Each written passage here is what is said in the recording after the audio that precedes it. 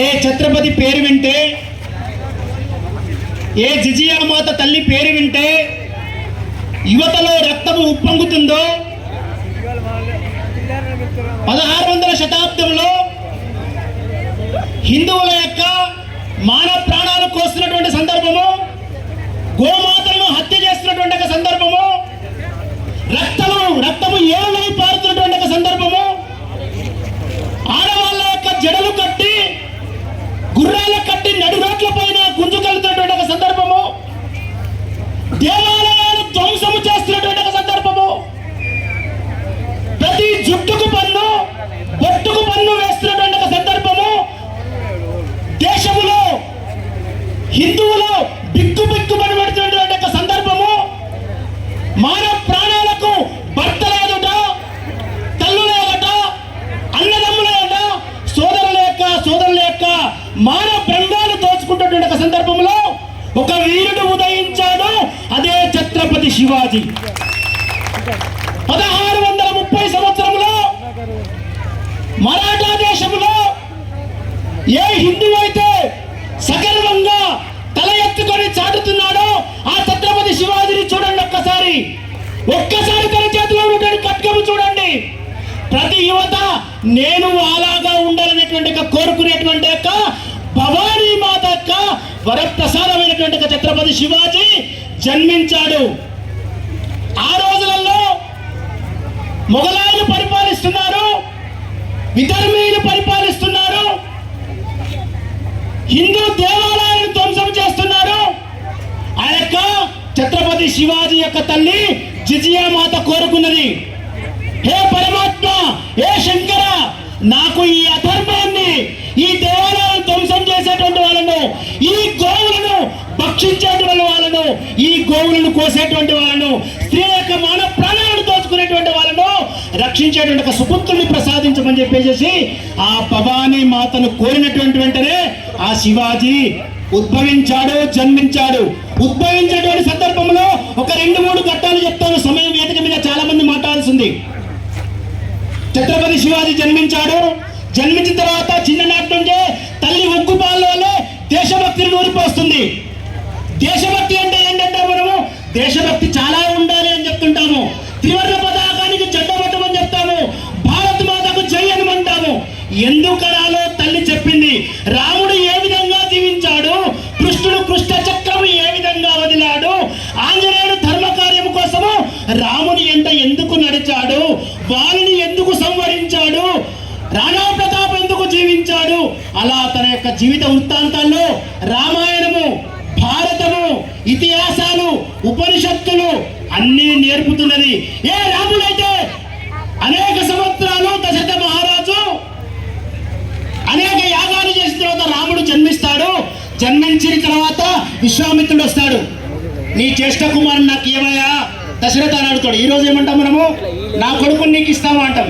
కానీ ఎన్ని యాగాలు వచ్చిన తర్వాత రాముణ్ణి అడగగానే వెంటనే దశరథ మహారాజు ఏమి మాట్లాడకుండా తీసుకొని వెళ్ళు అని చెప్పి ఆ యొక్క ధర్మరాజ్య కోసము, రాక్షస సంహారం కోసము రాముడు బయలుదేరినట్టు ఆ యొక్క జిజియా మాత ఛత్రపతి శివాజీని కోరింది. చిన్నప్పటి నుంచి వెళ్ళి ఇవన్నీ నేర్చుకున్నావు శివ. ఏ శివుడైతే నీ లోపల రక్తము ధారపోసిందో, ఏ రామనామములైతే రామనామం ఉందో ఆ రాముని వాళ్ళ విజృంభించు.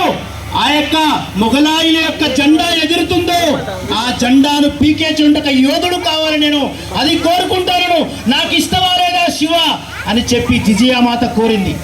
వెంటనే ఛత్రపతి శివాజీ బాల్యము నాడే 9 సంవత్సరాల ప్రాయంలో ఆ రోజు బీజాపూర్ సుల్తాన్ మొఘలాయులు పరిపాలిస్తున్నారు. వాళ్ళ తండ్రి షాజీ భోస్లే అక్కడ సేనాధిపతిగా ఉంటున్నాడు. ఆ యొక్క మొఘలాయులకు ఇట్లా 3 సార్లు సలాం కొట్టాలి, సలాం సలాం. ఛత్రపతి శివాజీ ఆ పిల్లవాడు వెళ్ళాడు, తన తండ్రిని సలాం చేశాడు. కానీ శివాజీ సలాం చేయనంటే ఏమన్నాడంటే, నా లోపల రక్తము ప్రవహిస్తున్నది, రాముడి రక్తము. నేను విధర్మీయులకు, నేను మొఘలాయులకు ఈ దేశాన్ని దోచుకునేటువంటి యొక్క, నా స్త్రీ మన ప్రాణాలు దోచుకునేటువంటి యొక్క, నేను పవిత్రంగా 3 కోట్ల దేవతలు పూజించేటువంటి గోవులను సంహరిస్తున్నారు. వాడికా నేను సలాం చేసేది? నేను సలాం కనుక చేస్తే నా రాముడికి చేస్తాను, నేను సలాం కనుక చేస్తే మహారాణా ప్రతాప్ ఆప్కే చేస్తాను, నేను చెయ్యనని చెప్పేస్తే ఆ రోజునటువంటి ఒక చీరలో కూర్చుంటే బీజాపూర్ సుల్తాను చాలా చాలా చాలా కృంగిపోతాడు. నా ముందు సలాము కొట్టినటువంటి ఈ చిన్న పిల్లవాడు ఇంత అవమానమా అని చెప్పేసి ఛత్రపతి శివాజీని వెంటనే ఆ రాజ్యసభలోకి వెళ్ళి తీసుకొని వెళ్తాడు. ప్రతీకారం తీసుకోవాలని చూస్తాడు. కానీ ఛత్రపతి శివాజీ ఏ ప్రతీకారానికి లొంగకుండా వెళ్తాడు, రాజ్యాకాంక్ష చేస్తాడు. 16 సంవత్సరాల ప్రాయంలోనే, ఇప్పుడు యువతకు ఆదర్శం చెప్తున్నా సుమా, 9 సంవత్సరాల బాలుడు ఏం చేశాడు, 16 సంవత్సరాల ప్రాయంలోనే ఛత్రపతి అయ్యాడు. ఛత్రపతి అంటే కేవలం రాజు సామంతుడు 4 రాష్ట్రాలు ఏలేటువంటి వాడు కాదు, రాజులకు రాజు అయ్యాడు ఛత్రపతి. యువత ఆదర్శం తీసుకోవాలి. తప్పకుండా ఈ శివాజీ యొక్క స్ఫూర్తిని మనం గ్రహించాలి. అదే సందర్భంగా ఛత్రపతి శివాజీ అనేక కోటలను వెళ్తున్నాడు. యువత ఒక్కసారి ఆలోచన చేయండి, యువత ఆలోచన చేయండి. ఛత్రపతి శివాజీ 300 యుద్ధాలు చేశాడు. ఛత్రపతి శివాజీ 300 యుద్ధాలు చేశాడు. మనం పొలం ఒక గంట సేపు నాగలి పడితే చేతుల్లో వస్తాయి. 300 యుద్ధాలు చేశాడు ఛత్రపతి శివాజీ. భుజాలు కడిగితే తెలుస్తుంది యువకులకు ఒక్కసారి. ఛత్రపతి శివాజీ భుజాల్లో ఛత్రపతి శివాజీ యొక్క ఖడ్గములో ప్రపంచ చరిత్రలో సువర్ణాక్షరంతో నడుచుకో యువత అయినండి. ఛత్రపతి శివాజీ ఏ యుద్ధంలో ఓడిపోలేదు. ఇది ప్రపంచ చరిత్రలో రాసి ఉంది. ఒక యుద్ధము బయటంటే తన యొక్క కత్తితోని డాలుతోని తల తెగాల్సిందే, తల తెగాల్సిందే. ఎంతమంది శత్రువు అయినా కూడా తన ముందు మోకరిల్లి తల తెగిపడాల్సిందే. అలాంటి సందర్భంలో తల్లికి ఒక మాట ఇస్తాడు, ఏ మొగలాయినైతే ఈ యొక్క కాషాయ ధ్వజాన్ని తీశారో ఆ యొక్క ధ్వజాన్ని తీసేయాలి. కాషాయ ధ్వజం పెట్టాలంటే ఛత్రపతి శివాజీ అఫ్జల్ ఖాన్ చంపుతాడు. చెప్తాను కదా, ఒక్కసారి వినండి. అఫ్జల్ ఖాన్ 1,00,000 సైన్యంతో ఉంటాడు. ఇందాక మిత్రుడు ప్రస్తావించేటప్పుడు గెరిల్లా యుద్ధ నాయకుడు అన్నాడు. గెరిల్లా యుద్ధ తంత్రం వ్యవహరించాడు. గెరిల్లా యుద్ధ నాయకుడు కాదు, కొండ ఎలుక కాదు ఛత్రపతి శివాజీ, పొట్టివాడు కాదు. అఫ్జల్ ఖాన్ ను అడవులోకి రప్పించి 1,00,000 మంది సైన్యం పక్కనుంటే యుద్ధ తంత్రాలు